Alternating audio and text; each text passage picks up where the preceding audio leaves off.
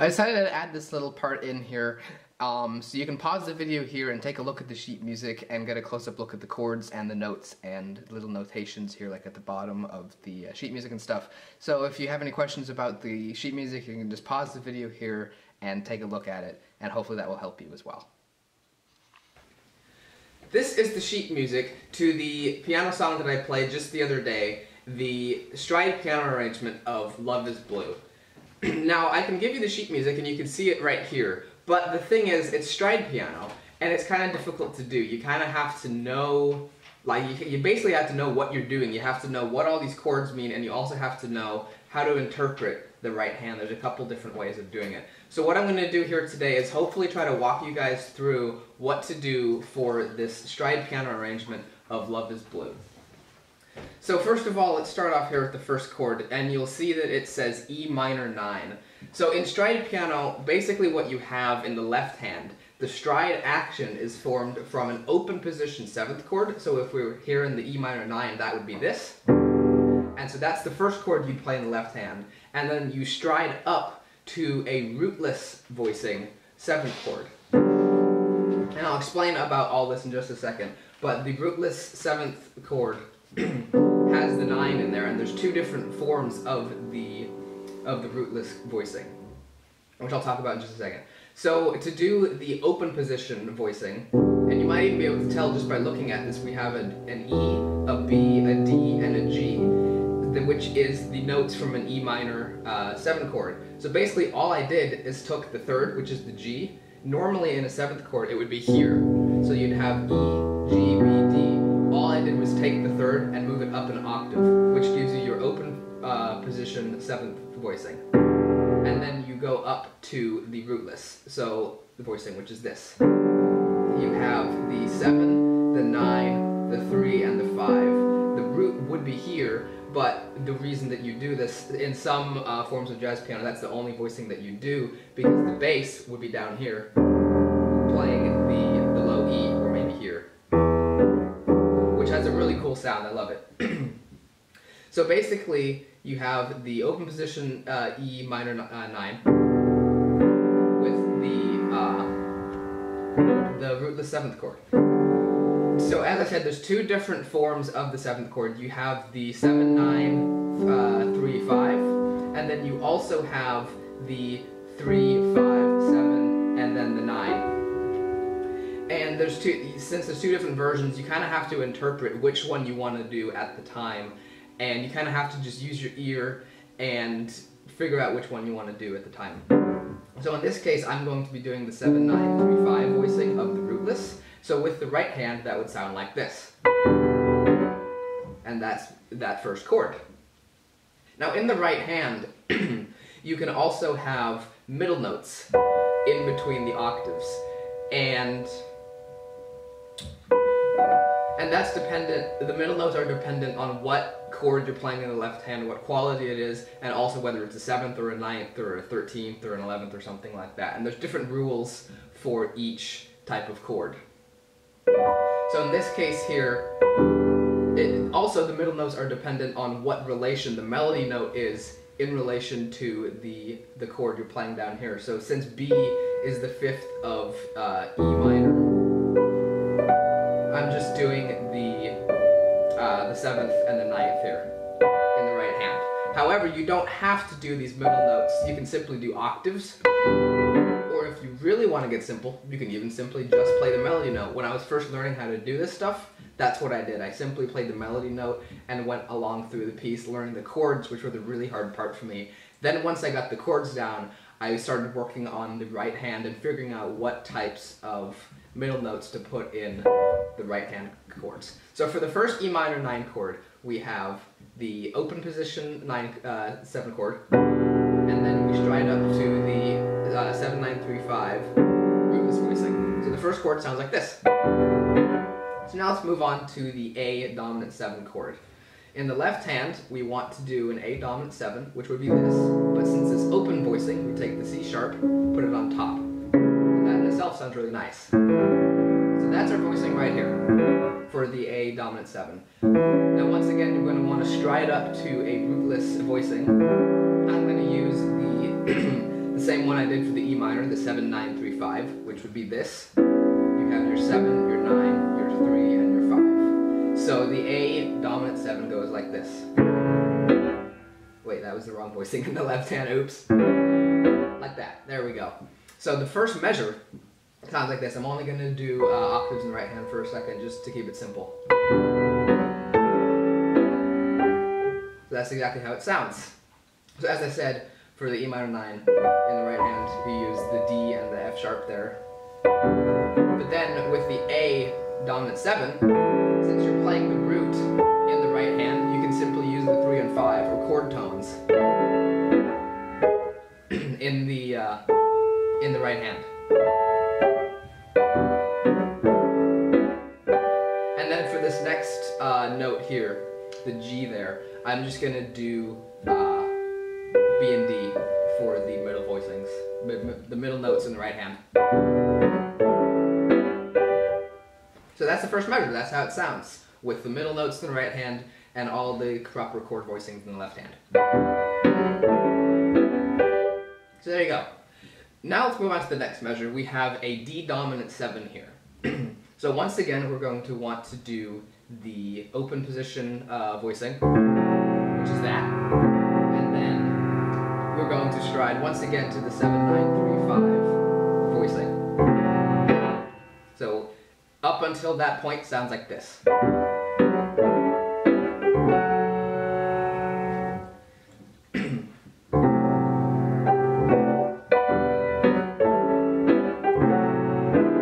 Whoops.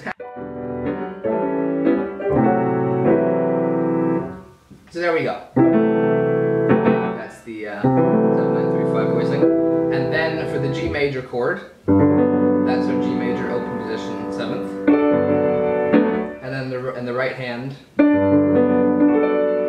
I'm doing 7 and 9 for the inner voices. And then once again, for the G major 7 rootless, the stride up, I'm doing the 7, 9, 3, 5 voicing in the left hand. So here's the first two measures.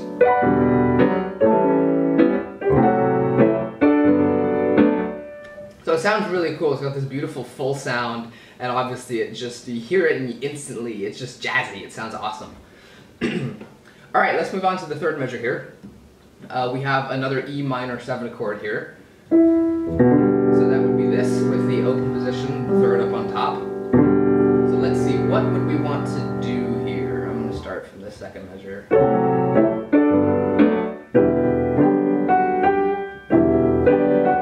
Alright, so for the stride voicing on the E minor, we're going to do the same good old rootless thing, the 7, 9, 3, 5, so it would go like this. And then on the right hand, we're going to be doing, since we're doing the root here for the E, I'm going to be doing the 3 and 5 for the middle notes here. And then here, since we're still in the chord tone, I'm just going to do the 5 and 7 here for the inner notes for the G there. And then I'm going to keep the same inner notes when I go down to the F sharp there. And then for the A minor chord, we have A minor open. And then I'm going to do C and E over in the middle of the G octave in the right hand. Once again, the 7, 9, 3, 5 rootless voicing. And then basically you have an E minor chord with an octave on top for that E right there. Moving on to the D dominant 7 there. D dominant in the bottom. Since we have a root in the right hand, it's just 3 and 5 here. And then the E would have, the E in the right hand would have, it's just again an E minor chord with an octave on top. Same old rootless voicing right there. And then we have the G major 7. And then in the right hand we have it's basically like a B minor triangle with a B on top. So that's our first line. Let's play it here.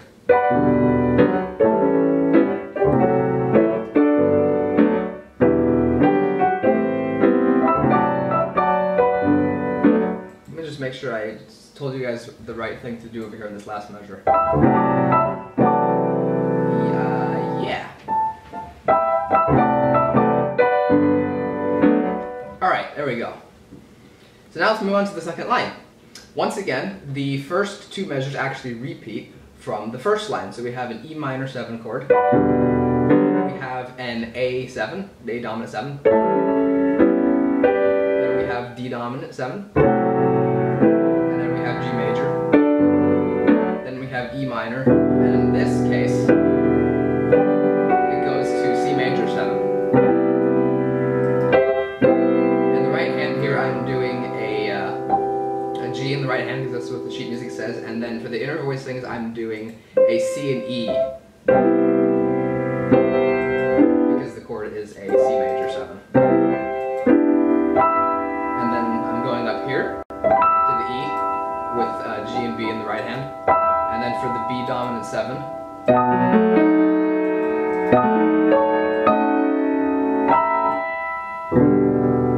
Now a lot of the times here I will actually just play an E minor 7 chord instead of the E minor 6. You could also do the E minor 6. Has a different sound, but both chords work, I believe. It's the E minor 6 is a bit crunchier. Alright, so that is the first two lines of Love is Blue. And so now I'm going to play it from the beginning up until this point.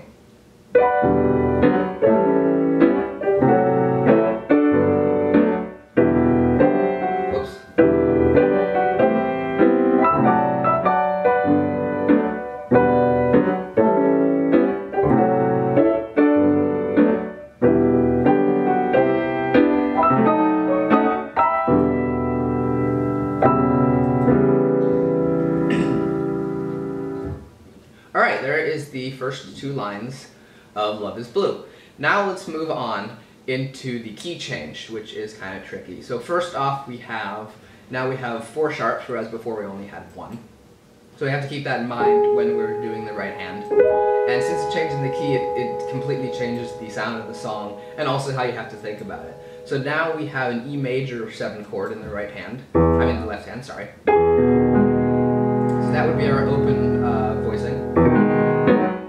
And then this would be our 7, 9, 3, 5 voicing for the rootless.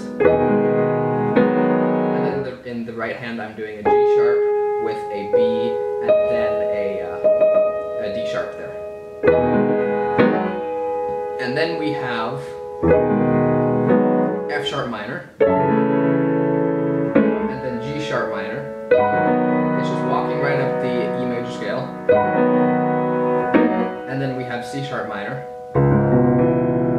which that is correct. It didn't sound right there for a second. So here it is right from the E major 7 again.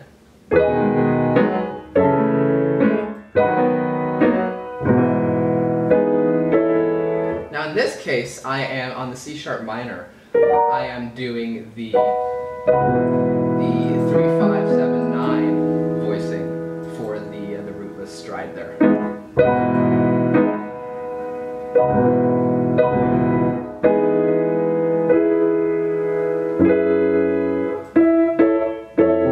Whoops.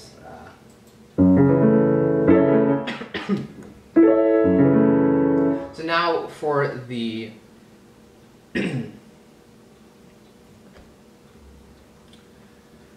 the F sharp minor 7 chord here, we have, there is our F sharp minor 7 in the left hand, and we have an E in the right hand, so I'm going to do A and C sharp for the inner voicings, the inner notes. Oops.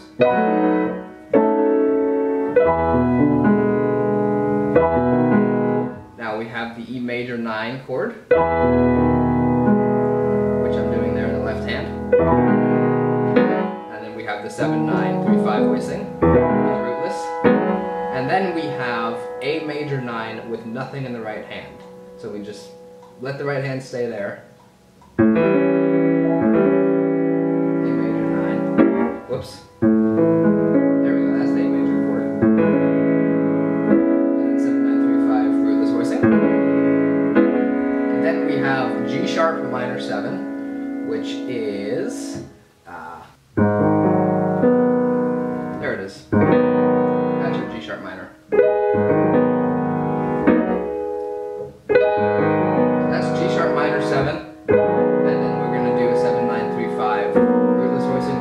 Then we have C sharp minor again, which I'm also going to do a 3, 5, 7, 9 rootless voicing on. And then we would move on to the F sharp minor 7.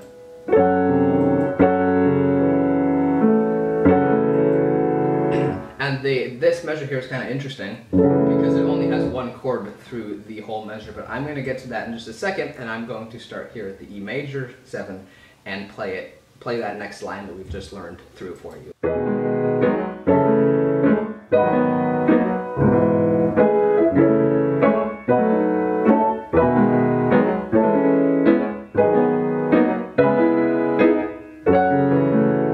And here we are at the F sharp minor 7 chord. So as usual, we would stride up to the rootless voicing 7, 9, 3, 5, but since there's only one chord in the measure rather than two, you're probably wondering, what do we do? Well, there's a couple things we could do. We could stride again, like this, or we could take the 7, 9, 3, 5 voicing and turn it into a flat 9, 7, 3, 5, like this, which gives it an interesting sound. And that's what I do in the song. And then here, this B sus7 chord is interesting. If you don't know what a sus chord is, basically I'm going to use B as an example. You have your 1, your 3, your 5, and then in the 7th chord you'd have your 7. Actually, in this case it's dominant, so I'm going to do that. A sus chord is when you take the 3 and you move it up to a 4th. You can have a sus4 or a sus2. In this case, since it's not specifically saying that it's a sus2, it's going to be a suspended 4, because that's the most common,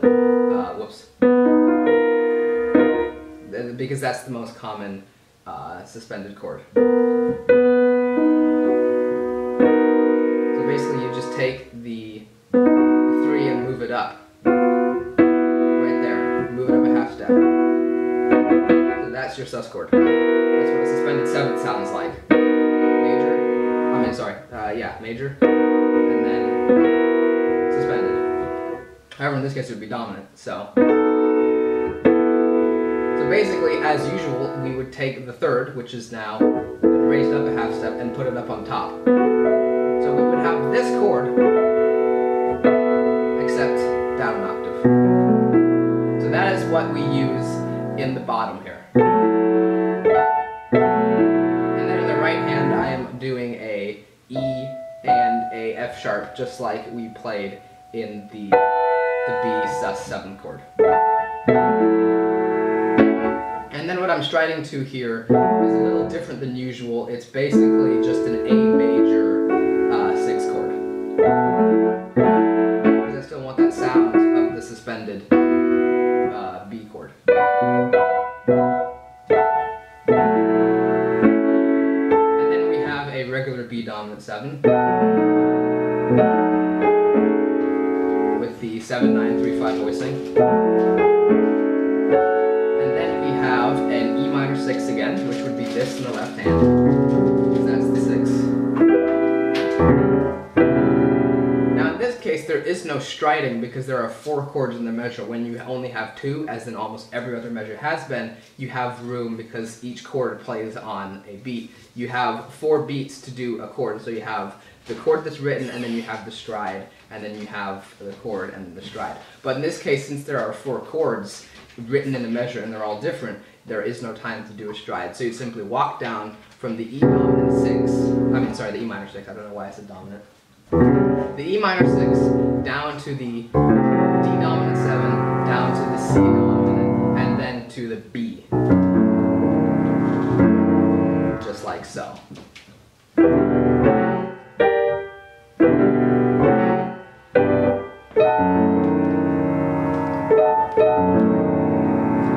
And just like that, it would repeat because it says DSL coda right here. So then we repeat right back to the beginning. So starting off here at this F sharp minor 7, I am going to play that last line, and then loop back through the beginning of the song.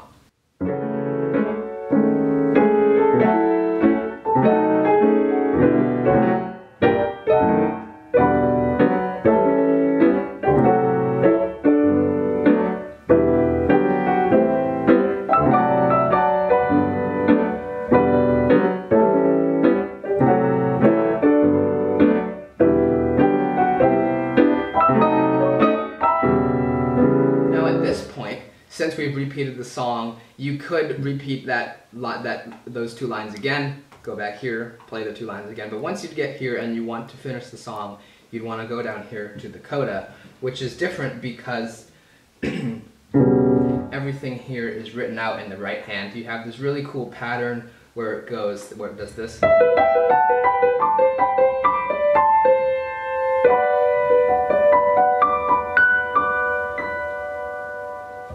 And it sounds really cool. So you have an E minor 6. Once again, it's another one of these measures where you don't have strides because there's 4 chords in the measure. So you have the E minor 6. Then you have something unusual. You have a C minor 7 flat 5,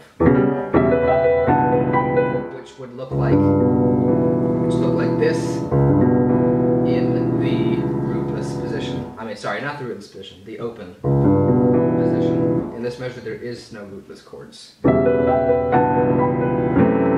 then you have an F sharp minor 7 flat 5, which looks like this. It's an F sharp C, E, A.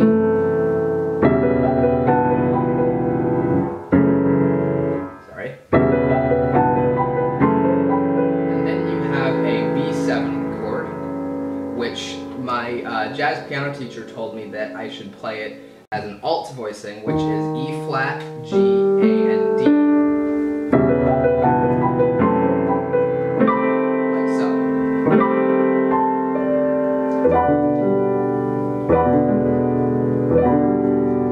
E minor 9 there at the end. So let's start here at the E minor 6 and go through here to the end.